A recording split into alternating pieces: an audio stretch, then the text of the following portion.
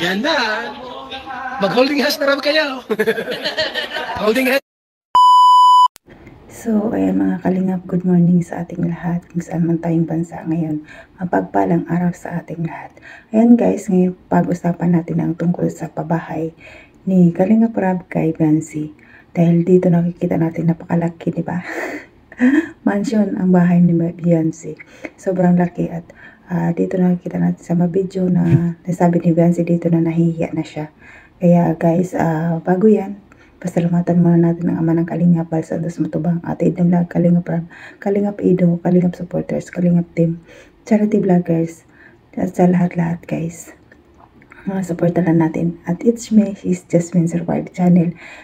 Kung hindi ka pa nakasubscribe sa aking channel, please subscribe and click the notification bell para updated ka sa aking mga video na in-upload na reaction bawat araw-araw. Ayan guys, bago tayo magpatuloy, panoorin natin ang video kung ano talaga ang nalalaman nito. Let's go! 1, 2, 3, go! Ano? Mga cabinet, yung biga nun. Mga stock storage, mini storage. Grabe, may bintana po tayo. Pinto pala. Yun, tara, taas tayo. Itong hagdan nila, mga kalinga po. Grabe. Pero nga sa'yo yung isang mic, Dok. Wow! Ayos! Grabe guys. Malapit na rin ito. Sabi ko nga sa kanila, ano na, bilisan na nila, kumagay rush na. Sana bago magpasko. Ay, sa bagay si Biancy, kung matuloy Singapore, doon siya magpapasok kasama natin. No? Yun ang sana payagan siya ni mama niya. Na ngayong Pasko ay hindi sila magkakasama. Sa New Year naman, uwi din naman eh. Ang Pasko naman masyadong New Year naman kasi. Natin New Year kasi. Uwi din naman tayong New Year. Papalit na kasama ko. Ayan. So, isang kwarto dito guys. Lupet. Ganda bro. Wow. Dito may tambayan. So, dapat ang kwarto ni Biancy, ang ganda dito, tahimik. Dalawang bintana, ang laki ng bintana. Mahihira yan. Tapos, CR. Ayan. Hindi ko alam kung itong CR na to ay para kay Biancy lang. Ano ba to? Para sa dalawa? Para dito ang pinto niya? Common nila yan. Common na no? Ayan. Kasi ang request ng una, sa loob dapat talaga ito ng Hindi naman pwedeng dalawang pinto niya. May tao sa loob, hindi lang mabukas dito. Tapos dito, laki. Ito yung kay Biancy pala, malaki. Dito. Dito si Biancy, pisilip habang hinaharana ni Edo dito. Dito si Biancy, pisilip. Tapos si Eds na dyan, nagkikitara. Grabe bro. Ano na pala? Halos malapit na rin. So, ayan mga kalingap, nakita na natin ang video. Dito napakalaki ang bahay ni Biancy guys, no?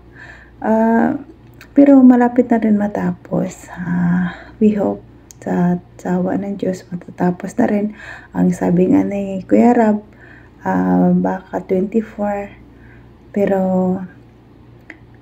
baka matatapos na rin ang bahay nila at doon na rin sila magpasko at bagong taon. At magdagdag sila ng tao para mabilis matapos ito, no?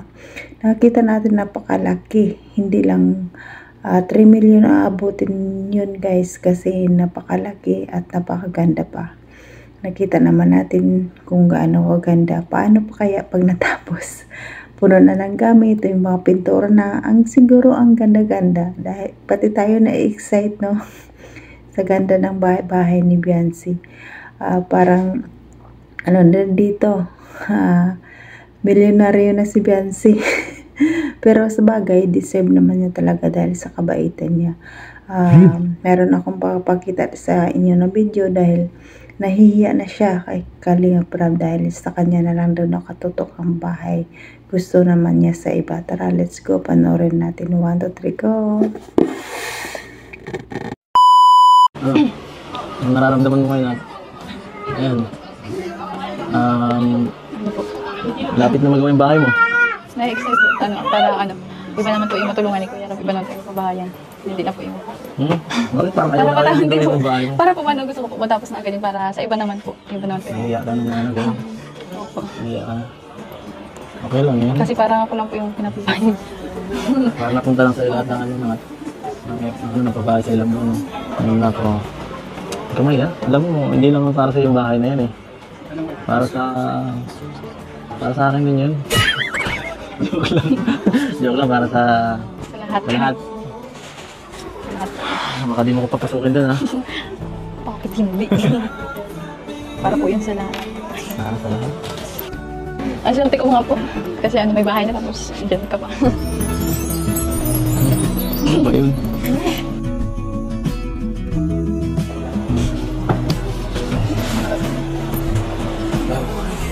Dapat. Ako video. Parang... Seryoso naman ito. Bakit?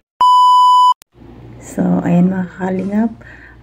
Dito sa video na to na parang nahiya na si Beyonce. Ang sabi niya na sana matapos na ang bahay dahil nasa kanya na nakatutok ang pabahay ni Kalingap Rab. Dito natin nakikita kung gaano kabusilak ang puso ni Beyonce. No? Naiisip na rin niya yung iba dahil sa kanya ang laki-laki ng bahay niya. At hindi katulad ng ibang pabahay na simple lang, pero sa kanya may second floor.